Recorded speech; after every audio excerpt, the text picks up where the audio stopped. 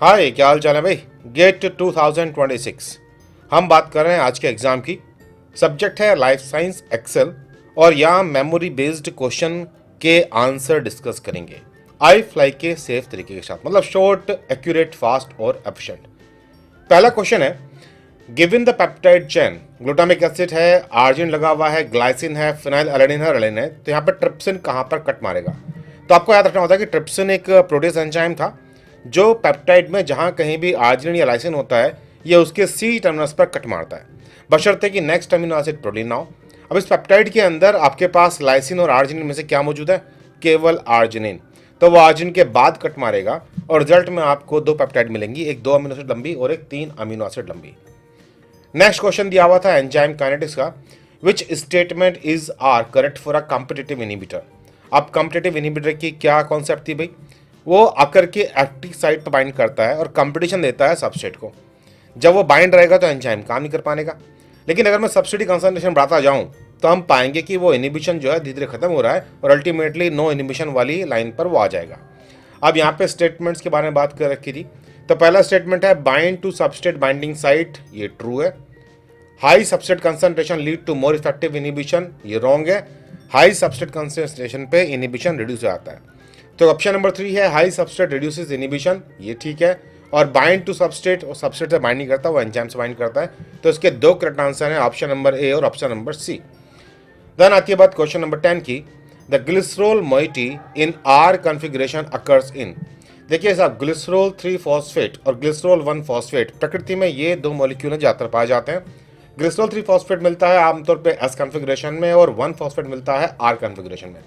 अब रही बात डिस्ट्रीब्यूशन की, तो बैक्टीरिया में और मैमल्स में, हम बात कर रहे हैं यूकैरियोट्स की, ग्लिसरॉल 3 फॉस्फेट एस कॉन्फ़िगरेशन वाला यूज होता है।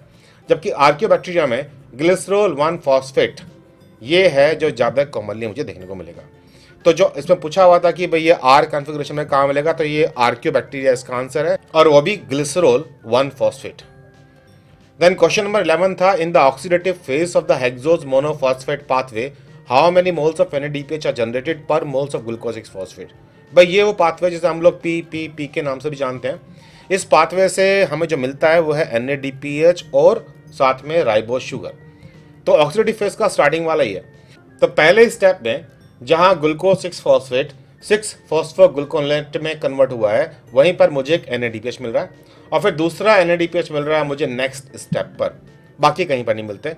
तो यहाँ पर कुल मिलाकर के 2 मॉलिक्यूल या मोल कह दीजिए ऑफ NADPH जनरेट होते हैं पर 1 molecule of glucose 6 phosphate. Question number 13 है, cellular phospholipid biosynthesis via the Kennedy pathway occurs in which organelle. अगर तुम क्वेश्चन में कैनेडी पाथवे नहीं भी जानते हो तो जब वो फॉस्फोलिपिड बायोसिंथेसिस बात कर रहा है तब भी हम बेसिक रूप से जानते हैं कि endoplasmic reticulum is the site जहां पर फॉस्फोलिपिड मॉलिक्यूल बनाए जाएंगे। इस पाथवे में स्पेसिफिकली हम लोग बात कर रहे होते हैं पीएस और पीसी की, प्लास्टोसाइनिन जो होता है फॉस्फोलिपिड का मॉलिक्यूल। तो ये सब के सब काम सारे एंडोप्लाज्मिक रेटिकुलम पर होने वाले हैं और वहीं से फिर ये फॉस्फोलिपिड के मॉलिक्यूल बाकी मेम्ब्रेन्स में डिस्ट्रीब्यूट होते हैं। देन क्वेश्चन नंबर 14 है, immunoglobulin associated with both allergy and asthma, और ऑप्शन में दे रखे हैं EDMA। तो देखिए ये टेबल कभी आपने देखा हो, टाइप ऑफ हाइपर सेंसिटिविटी। तो जब भी हम लोग एलर्जी की बात करेंगे, अस्थमा की बात करेंगे, तो ये टाइप 1 में आता है जहाँ पे हम लोग ये बात कर रहे होते हैं। Asthma, hives, food allergies, eczema, और इन सब के अंदर IgE मीडिएटेड इम्यूनिटी काम करती है। तो IgE ऑलरेडी मास्ट सेल पर लग जाता है मेमोरी की बंद करके, जब पहली बार एंटीजन आएगा तो जब भी कभी दोबारा वो एलर्जन आएगा तो इमीडिएटली डीग्रेन्युलेशन देखने को मिलेगा मुझे मास्ट सेल का, जिससे मुझे वो एलर्जी के सारे सिम्टम देखने को मिलते हैं। टाइप 2 जो हाइपर सेंसिटिविटी है वो IgG IgM मीडिएटेड है। टाइप 3 जो है उसमें आमतौर पे IgG कॉम्प्लेक्सेस बनाते हैं और टाइप 4 के अंदर TCR वगैरह इन्वॉल्व होते हैं। तो इस तरीके से अलग अलग जो इम्यूनोलॉजिकल मॉलिक्यूल थे वो रोल निभाते हैं। इस केस में जो हमारा जो आंसर है वो है option number 1 IgE। Then question number 17 है, identify the correct electron transfer pathway in light harvesting photosynthesis. तो शुरुआत देखिए सब में H2O से कर रखी है और अंत जो है वो NADP या फिर ऑक्सीजन।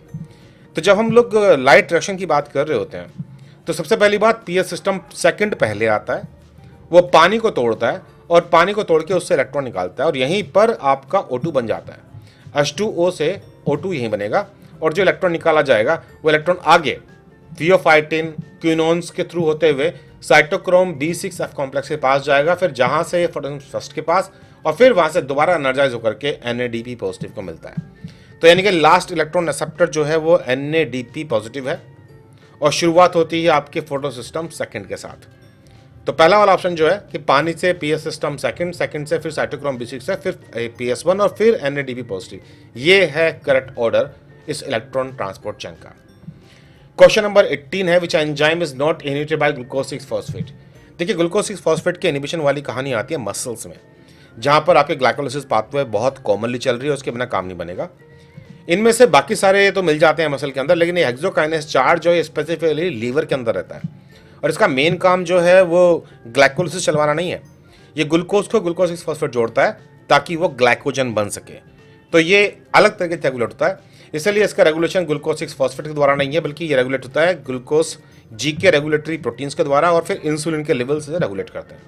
तो क्वेश्चन नंबर 18 का जो आंसर है कि कौन इनहिबिट नहीं होता, तो वह है भाई option number C. Question number 90 है telomerase activity is best described as. Telomerase chromosome के एंड, जहां पे सिंगल स्ट्रैंडेड डीएनए को बड़ा करने के लिए एक आरएनए प्रोटीन कॉम्प्लेक्स आता है जिसे आप टीलोमरेज बुलाते हो, और वो अपने आरएनए टेम्पलेट का इस्तेमाल करके डीएनए को एक्सटेंड कर डालता है। तो बेसिकली ये रिवर्स ट्रांसक्रिप्टेज का एक्टिविटी दिखा रहा होता है और इसको हम मोर प्रिसाइजली कहते हैं आरएनए डिपेंडेंट डीएनए पॉलीमरेज, क्योंकि ये अपने खुद की आरएनए की टेम्पलेट का इस्तेमाल करके डीएनए बना रहा होता है। इसमें 5 प्राइम 3 प्राइम एक्सोराइबोन्यूक्लियोटाइड एक्टिविटी नहीं होती, और डीएनए डिपेंडेंट आरएनए पॉलीमरेज वाली कहानी तो भाई आरएनए पॉलीमरेज की स्टोरी है, इसकी नहीं। तो ये जो आपके लास्ट के 2 ऑप्शन है ये गलत है और पहले 2 ऑप्शन जो है ये है करेक्ट। तो ऐसे ही शॉर्ट एक्यूरेट तरीके से कॉन्सेप्चुअल आप भी अपने एग्जाम की तैयारी कर सकते हैं। CSI या नेट गेट एग्जाम की प्रिपरेशन के लिए आप भी iFly के साथ जुड़ सकते हैं। iFly की क्लासेस ज्वाइन करने के लिए मुझे व्हाट्सअप कीजिए 9013902981 और अधिक जानकारी पाने के लिए गूगल कीजिए #iFlyNetGate। चलिए फिर जल्दी मिलते हैं और क्वेश्चनों के सोल्यूशन के साथ नेक्स्ट पार्ट में, तब तक के लिए बाय बाय।